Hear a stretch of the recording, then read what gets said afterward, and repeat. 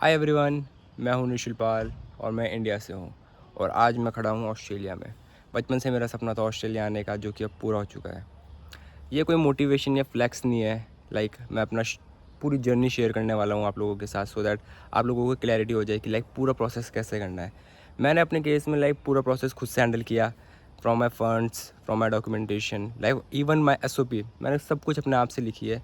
And with in 22 days मेरा visa आया था ऑस्ट्रेलिया का, वो भी उस दौरान जब 95% वीज़ा रिजेक्शन चल रहे थे। अभी रिसेंटली मैंने 26 नवंबर 2025 को अपना वीज़ा लॉन्च किया था और you know what, I got my visa on 17 December.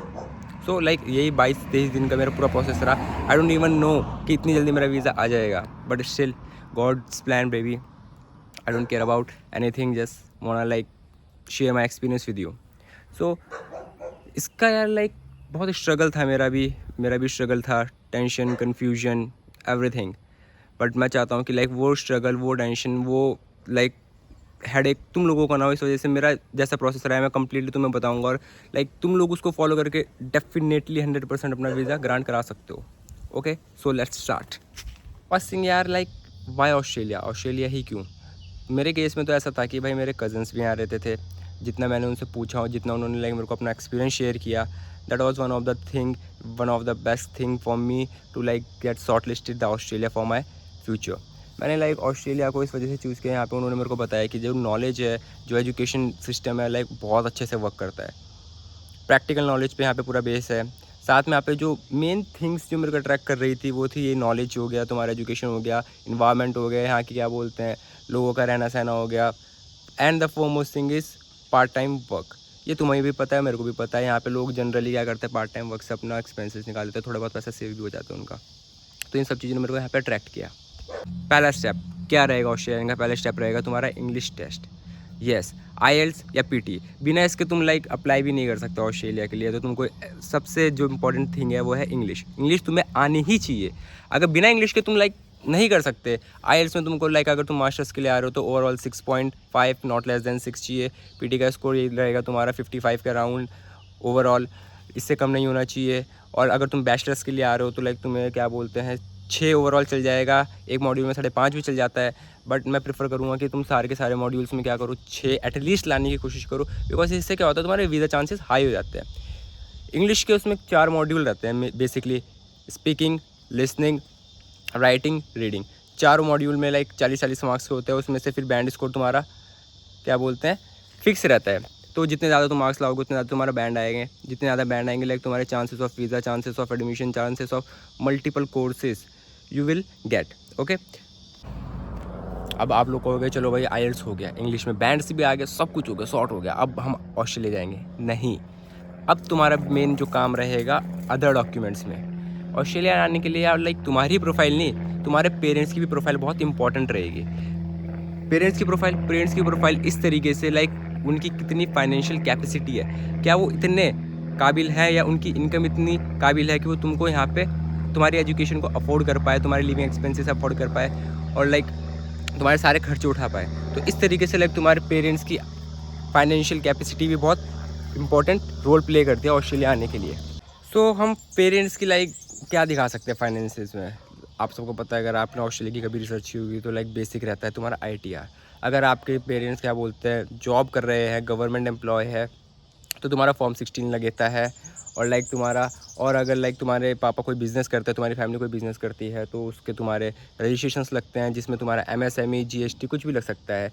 MSME बनवाना बहुत ईजी रहता है, 300 रुपये में बन जाता है CSC सेंटर में। तो मैं चाहूँगा अगर जिसके पास डॉक्यूमेंट नहीं है कोई भी रजिस्ट्रेशन का, तो आज के आज जाके तुम लोग अपना MSME बनवा लो भाई। MSME बनवाओगे, बिज़नेस रजिस्टर हो जाएगा तुम्हारा। जिस बिहाफ पे तुम ITR भर रहे हो उसका रजिस्टर करवा लो। सबसे बेस्ट डॉक्यूमेंट रहेगा, बहुत सपोर्टिंग रहेगा, तुम्हारे पेरेंट्स के डॉक्यूमेंट्स को स्ट्रॉन्ग करेगा, तुम्हारी फाइल को स्ट्रॉन्ग करेगा। तो ये ज़रूर कर लेना, क्योंकि मेरे केस में हम मेरी फैमिली की 20 लाख से ऊपर की इनकम नहीं थी एक बिज़नेस की, तो हमको GST बनवा के कोई फ़ायदा भी नहीं था। इस वजह से हमने MSME बनवाया, 300 रुपये में बन गया भाई, रजिस्ट्रेशन हो गया, फाइल स्ट्रॉन्ग होगी, तुम्हारा भाई ऑस्ट्रेलिया आ गया। तो ऐसे तुम लोग भी करो। अब क्या बोलते हैं, तुम्हारे IELTS में बैंड्स भी आ गए, तुम्हारे ITRs भी शॉर्ट हो गई। अब तुम जाओ सबसे पहले ढूंढो बेस्ट एजेंट। बेस्ट एजेंट कौन होता है? वही जो तुम्हारी फ़ाइल को अच्छे से एनालाइज कर सके, तुम्हारे लिए तुम्हारे कोर्सेज शॉर्टलिस्टेड कर सके, तुम्हारी यूनिवर्सिटीज़ शॉर्टलिस्टेड कर सके, ये होगा बेस्ट एजेंट। तो मेरे प्रेफरेंस तो यही रहेगी तुम लोगों के लिए, क्योंकि जो मैंने लाइक अपना एक्सपीरियंस की बात बता रहा हूँ, तो मैंने IDP से करवाया था। सारा का सारा प्रोसेस सबसे बेस्ट रहता है, फ्री रहता है एकदम। मैं लाइक ये कोई प्रमोशन नहीं कर रहा हूँ, क्योंकि मैंने खुद कराया है, तो मैं इस वजह से बता रहा हूँ। क्योंकि IDP के पास जब मैं गया था, विदिन 3 डेज़ उन्होंने मेरे को लाइक मेरा ऑफर लेटर दिलवा दिया था। 1 हफ्ते में फ़ीस भरी, विदिन 25 डेज़ मेरा सब कुछ होके अनकंडीशनल ऑफर लेटर हाथ में था, और 1 ही हफ्ते बाद COE मेरे हाथ में थी। मतलब कि मैंने like first week of November में अपनी COE पा ली थी। लाइक ये मैं कहूँगा कि ये मेरे डॉक्यूमेंट्स भी पूरे थे इस वजह से। प्लस IDP का भी एक one of the major role play होता है, क्योंकि IDP क्या है, एक बहुत जेन्युइन कंसल्टेंसी है, क्योंकि ये ऑस्ट्रेलिया ने ही सेटअप करा रखी है हर कंट्रीज़ में, इवन इन इंडिया। तो आप लोग IDP के पास जा सकते हो, मेरा प्रेफरेंस ये रहेगा। और भी लाइक अच्छे कंसल्टेंट है, आप वहाँ भी पता कर सकते हो, but all yours, choice is yours. मैं कुछ नहीं कहता हूँ इस चक्कर में। तो गाइस वीडियो आई गेस थोड़ी सी लंबी हो रही है, कोई बात नहीं, वीडियो लंबी होने दो। मैं सोच रहा हूँ कि उसको थोड़ा पार्ट्स में बनाया। आज मैं थोड़ा ओवरऑल तुमको अपना एक्सपीरियंस बता रहा हूँ, ये नहीं बता रहा हूँ मैं डिटेल में, कुछ नहीं बता रहा हूँ अभी तुमको, क्योंकि डिटेल्स में मेरे को तुमको सब कुछ समझाना है।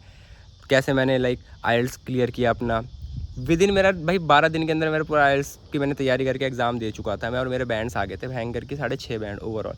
8 आए मेरे लिसनिंग में, 7 आए मेरे स्पीकिंग में, 6 रीडिंग और राइटिंग में आ चुके थे मेरे। तो मेरे को इतना कुछ टफ नहीं पड़ा, क्योंकि मेरी इंग्लिश थोड़ी ठीक थी बचपन से ही, सो इतना वो नहीं रहा। उसके बाद मैंने तुमको समझाना है कि लाइक कैसे मैंने कंसल्टेंसी चूज़ की, कैसे मैं IDP के पास गया, कितना के दिन में मेरा हर चीज़ प्रोसेस हुआ है, कैसे मैंने मेन चीज़ जो आती है वो होती है फाइनेंशियल, जहाँ पे आके बंदा अटक जाता है, जिसके चक्कर में ही जो प्राइवेट कंसल्टेंट हैं वो 2-3 लाख रुपए तुमसे छीन लेते हैं, और तुम लोग अगर बाई चांस वीज़ा नहीं आता तो तुम माथा पीट के बैठ जाते हो।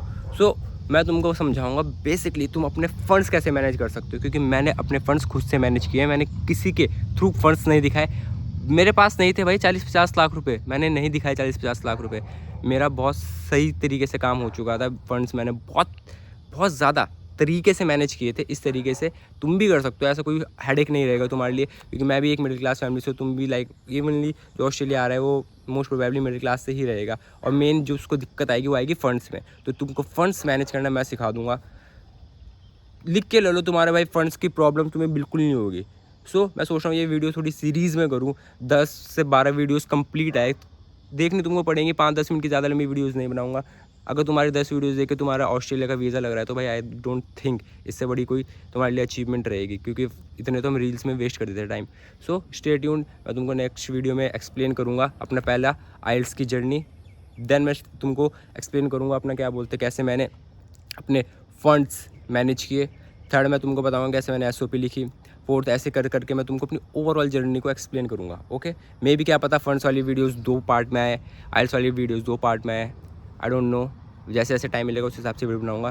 फिलहाल के लिए bye, see you, and subscribe कर देना, पहले बता रहा हूँ।